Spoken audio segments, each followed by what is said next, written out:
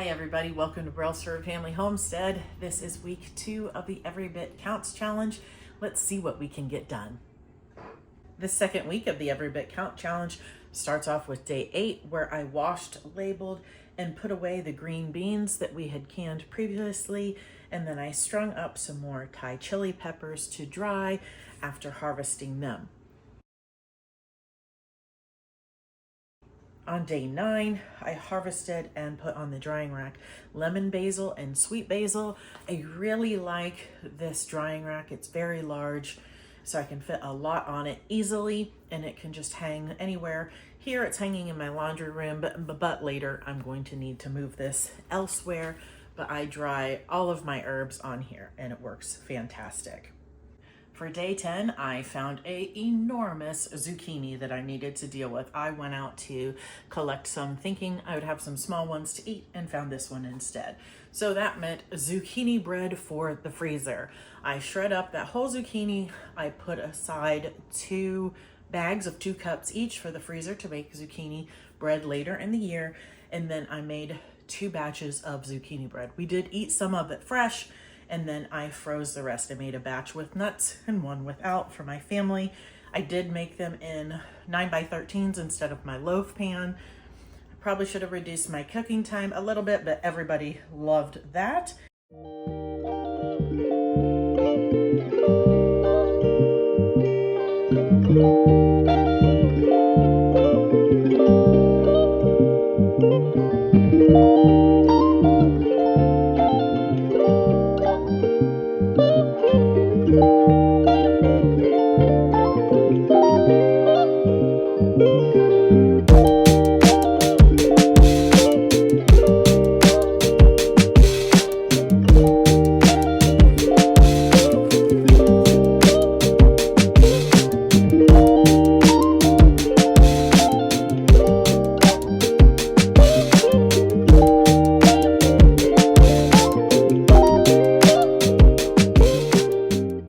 Then I had some yogurt that needed used up, so I decided to make some naan. We love that around here for all kinds of things. So I made a double batch of naan, and I froze some of that for future use.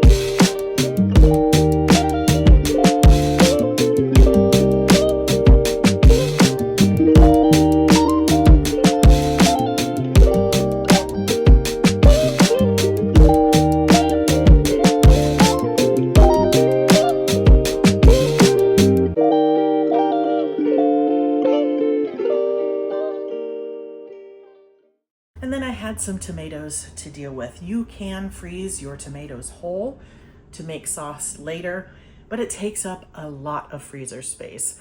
So what I like to do is, as the tomatoes come in, they start trickling in first, so there's not a lot. I go ahead and run them through the food mill and freeze the puree.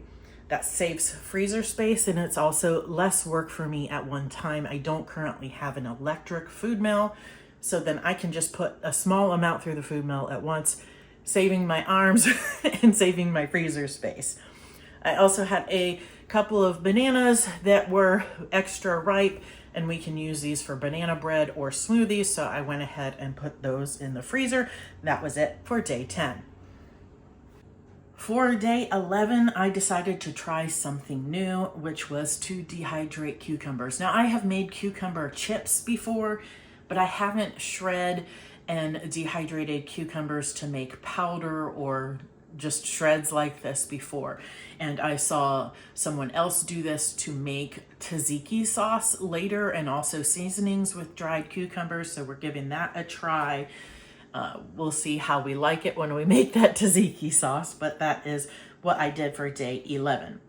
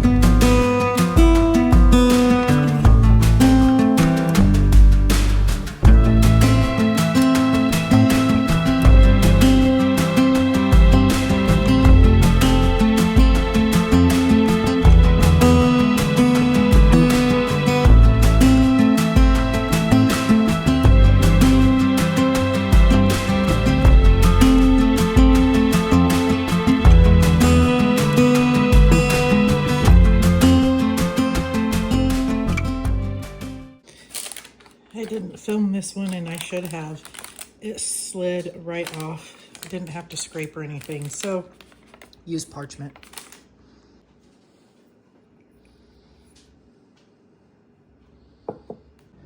This is 13 pounds of pig fat.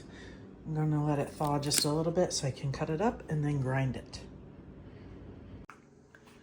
For day 12, it was time to render some lard. I had 1 bag of pig fat left in my freezer, which needed to get out of there, but I was also out of lard, and I use it for so much, for frying, for making biscuits, for making pie crusts, for making cookies. I really do use it for so much, so I needed to get this done.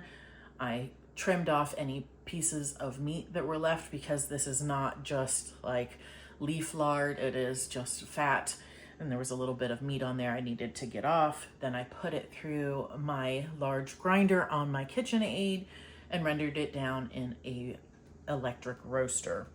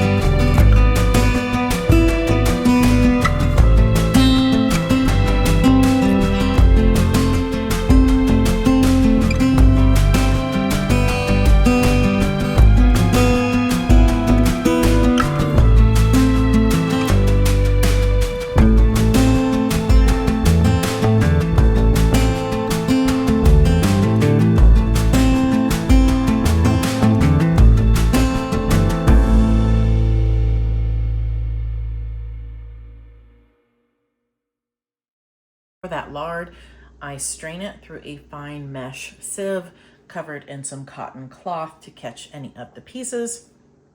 I let that cool and put it in the fridge. I keep my lard either in the fridge or the freezer. So day 13, I finished up with that lard and got that put away. This is what the lard looks like after it is cold. It's been in the refrigerator all day. And then I put tomatoes through the food mill and froze 2 bags of puree. So this week we've gotten some tomatoes into the freezer.